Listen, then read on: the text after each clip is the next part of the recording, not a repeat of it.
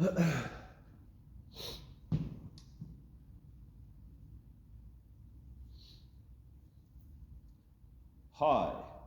So, today we are going to go through something that seems to cause a lot of controversy just because it upsets people. Now, I am not here to upset people, okay? I'm just trying to help, okay? So, if you are fat and you don't want to be, we're not going to qualify any of this, okay? This is not going to be doing stuff against people's will or calling people anything or anything like that. This is just literally if you feel this qualification, okay, applies to you. So if you feel you are fat and you don't want to be, right? And there's lots of advice and lots of people put stuff out there, and a lot of people just find a lot of it not very helpful. So let's try and get a clear action plan, okay, to help, okay? Because a lot of people are in this situation and don't know what to do. So I'm going to try and do a clear, simple action plan, okay? So bear with me. Right. Okay, so I'm going to do a list of things and I'm going to try and put them in the order that maybe potentially you should actually do them in, okay?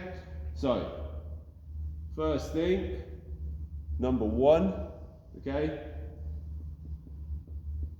Exercise daily. Okay? Now then, when I say exercise daily, right, I'm not talking about necessarily going out and busting a gut or, you know, having to like do something crazy or anything like that. I just mean do something that requires activity every single day, okay? It can be going for a walk, it could be going to the gym, it could be playing a sport, it could be like whatever it is, okay? Every single day, 7 days a week, do something, okay? The reason I'm saying start at exercise is not the primary weight loss mechanism, okay? It isn't. The primary weight loss mechanism is nutrition, but the easiest thing to tackle with where you are right now is going to be doing some activity every single day. That is probably the easiest place to start for pretty much anyone, right? Like exceptions aside, okay? So try and do something every single day. The reason exercise, okay, is first instead of like the thing that actually tackles this directly is because exercise has unique benefits, okay, that can make it easier for you to then be more effective with what you want, okay? So improving your blood flow. I mean, if you can as well, if you're doing activity, try and get outside as well, even if the weather's horrible or so on and so forth, right?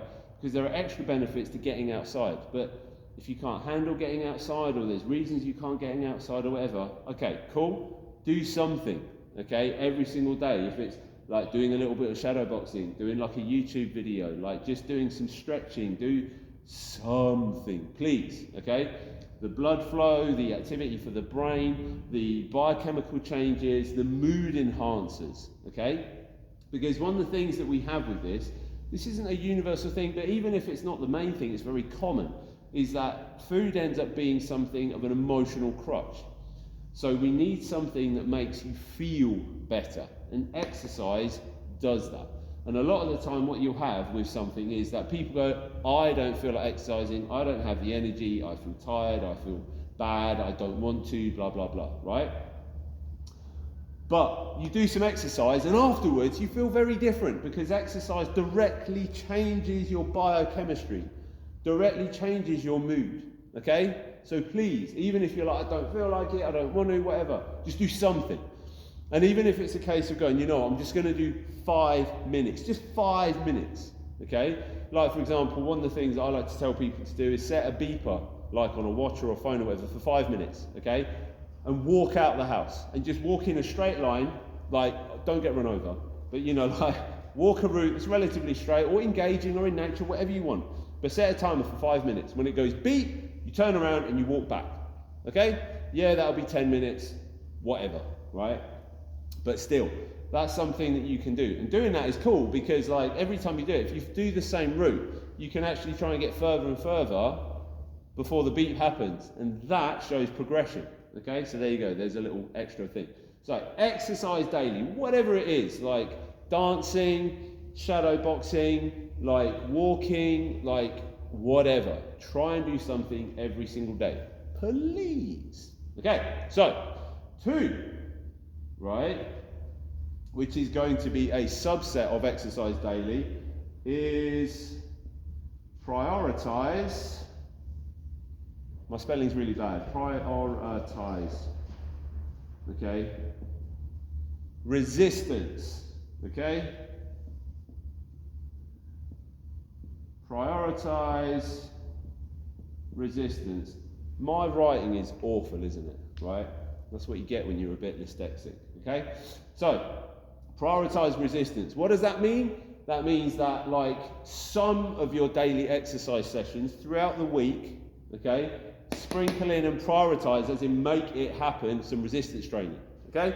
So move your muscles against resistance, against load. Now, that could be going to the gym and lifting weights. It could be that maybe you can't handle going to a gym, or you don't have a gym near you, or you don't like the gym, or whatever.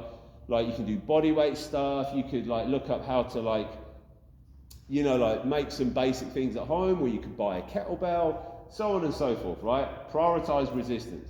The reason for that is because, as well as being something that includes exercise, which makes you feel great, okay, resistance training has a couple of really beneficial things for changing your body composition, okay? So when you resistance train, you basically encourage your muscles, okay, to become more of a factor in your body. That's a change in body composition. So you give a marker to your body to like, hey, we need more muscle because there's resistance training happening. So make muscle happen, okay? So resistance training helps change your tissue, right? So help you be less fat, right? Also, resistance training tends to be one of those types of training that causes a big use of sugar, okay? This is a good thing, okay? Because even though you're thinking, oh, I want to burn fat, you don't really burn fat when you exercise. You burn sugar, because sugar is a more readily available fuel for the body to use for the intense rigors of exercise. Oh, I did that in one breath. Are you impressed? Right? So, we want to prioritize stuff like resistance, because that sugar burning, okay, helps the body become more insulin sensitive, okay, which is a good thing, especially when it comes to things that are factors in terms of making you fat, making you have more appetite, making it harder to, like, eat. Insulin resistance is one of those things that, like, compounds all of that stuff. Resistance training, with the fact that it uses sugar for fuel, means that you'll be more insulin sensitive, which is a good thing, okay? So we want this. And another aspect, going back to the whole thing of making you feel good, exercise, just as a general thing, makes you feel good because of the change in your biochemistry. But resistance training is really easy to track and see improvement. Out of all of the forms of exercise there is, resistance training is probably the easiest one to see progress, okay? And seeing progress helps your mood. Seeing progress changes your biochemistry to a more positive thing. A very common thing, again, is people eating as an emotional crutch. Because for a lot of people, they feel like it's the only positive thing they have, and it's something that they can kind of control, even if they feel out of control. Right? It's something they can reach for and have a direct impact on their mood at that time. Resistance training, when you're able to see progress, like you become stronger, you can see it, you can do more reps of something, you can move better with something, you can add more weight to something. These are all things that register in your brain as, hey, I did that. And it is amazing. It is amazing. And the effects that can have on your mood and your mental health means that you can then be less reliant on things that you might be using for an emotional crutch. Okay? So, exercise daily and prioritize resistance training. Make resistance training happen multiple times a week. Try and train your whole body. Try and train all of the muscles in your body. This is not going to be an exercise video, but I'm just saying, do these. Okay? Cool. Right. Number 3. Okay? Number 3 is now we're going to move on to a bit of nutritional stuff. Now, I'm not going to get onto too much on specifics with nutrition, okay? But prioritize, again, I'll tell you what, if I spelled prioritize wrong, which I might have, and I've then spelt it wrong twice in a row, I look really thick, don't I? Like, I'm not perfect, okay, right? Some things I know about, and like spelling is not my best. Right, anyway, nutrition, prioritize. I'm going to put two things here. Prioritize protein, okay? And, oh God, hang on 1 second. There we go. I had to face it to be able to do the little and symbol. And fiber, okay? So prioritize protein and fiber, okay? So prioritize protein and fiber for your diet, okay, for your food. Now, the basics, right, of weight loss are down to calories, okay? I don't care what anyone says. Calories in, calories out, so on and so forth. However, you don't actually have to count calories to lose weight, because if you get the mechanism correct, right, it will happen regardless of whether you're counting the calories or not. Now, counting calories can help, but for some people it can confuse, because they think, hang on, I'm in a calorie deficit and I'm not losing weight, when the reality is you're just not in a calorie deficit. But still, that confusion can create all sorts of problems and make people want to give up and so on and so forth. So what we're going to do here is we're going to look at like mechanisms that can actually help other things, like for example, appetite and nutrients and mood again, and energy, okay? The feeling of energy. If we prioritize protein in our diet, the research has shown that the same amount of calories for someone with the same body weight, if they have more protein, they have less fat. Really straightforward. So that's why we want to prioritize protein. I'm not even going to give like numbers of recommendations, because all of this is hinged on so many factors, like what are your diet recommendations, what are your diet restrictions, how much do you weigh, how much resistance training do you do, like do you have tolerances? Oh my word. Okay, so I'm just going to say whatever factors you have in your diet and your life, prioritize protein. Okay, so we want to basically base all of our meals around protein, okay? But we want to have fiber in there as well, and really prioritize fiber. And the reason for that is that if you prioritize protein, like you see a lot of people do, right, but they don't prioritize fiber, that can cause some digestive issues, right? But it can also mean that their carb sources can be trash, right? And then that can cause problems with insulin, which can then cause problems with things like appetite, and then being able to control your eating and getting the result that you want or not want, right? Because if your appetite is completely out of control, okay, you're going to find it so difficult to control the urges, and like you're just going to be thinking all day. However, protein is something that generally is harder to digest, and it's harder for the body to process and turn into things like fat. So that can basically make you feel more satisfied for less calories. And the same with fiber. Fiber helps slow down the absorption of food and nutrients, but that's a good thing. So that then you feel more satisfied for longer, you're less likely to want to snack, binge, and so on and so forth.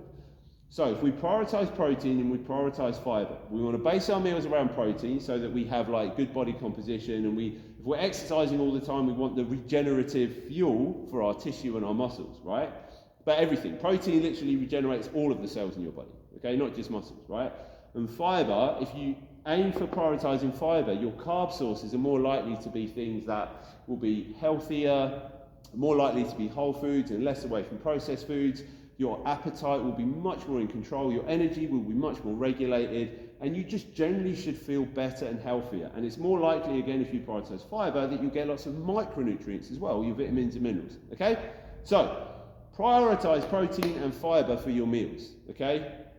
Think, right, that's what I'm going to base my meals around, and then see what works, see what makes you happy, see what you can stay. Because you've got to enjoy this. You've got to have food that you like, because otherwise you're going to be like, oh, I don't like this, I won't, and you won't last for long, and then the sweet siren call of the baked goods and the sweets and everything else, you know, you won't resist. You'll plunge off of your diet boat and swim through the, you know, treacherous sea, and you'll get pulled down by the undercurrent of like greed, and you'll drown. Like, wow, that was a story. Anyway, prioritize protein and fiber. Okay, next thing. Okay, number 4. That's a 4. Okay, measure. Okay, now I said this like I hinted at this when I was talking about the resistance training. Okay? Resistance training is excellent because it naturally comes with the easiest form of things to measure, which make you feel good, right? Measure. Now, what are things that you can measure to do with things like you are fat and you don't want to be? So an obvious one, right, is scales, weights, okay? Oh my God, writing like this is really hard. You lot need to appreciate this. Like, my writing is bad, but it ain't that bad. But anyway, scales, right? So things like body weight. However, your body is primarily made up of water, not tissue. So this is one of the things that, like, and especially if you're a woman, your scales, if you watch the previous series I made, your scales can fluctuate a huge amount based on hormones and water cycle and water content, and the type of food you're eating can drastically change the reading on the scales without actually changing your tissue, okay? So scales is one form of measurement, but it's not the only one.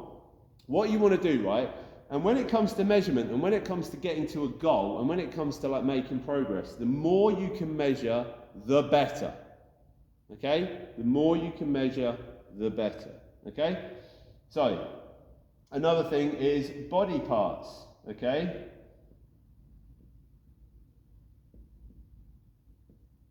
Like, so when I say body parts, I don't mean like measure how many you've got, right?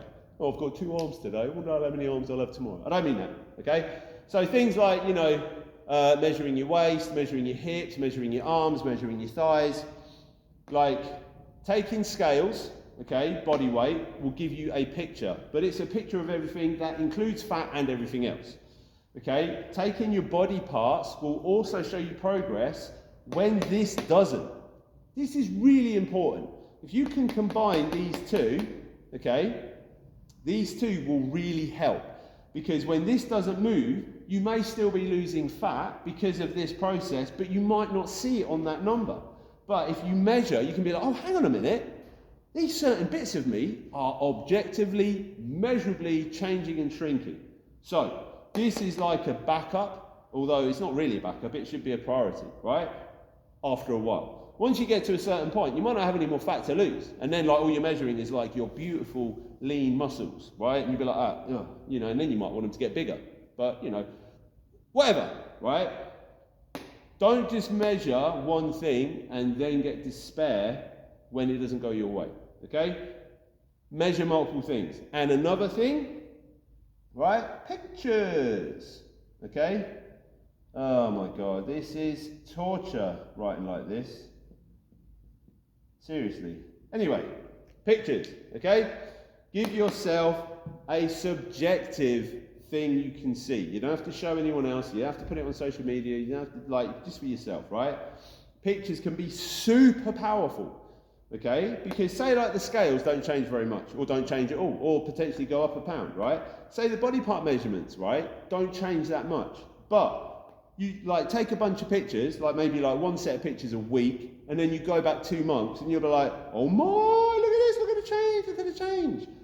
These all back each other up. And the thing is though, is the more you measure and the more you stick to the process, you will create change. Cause and effect is always present. You cannot avoid cause and effect.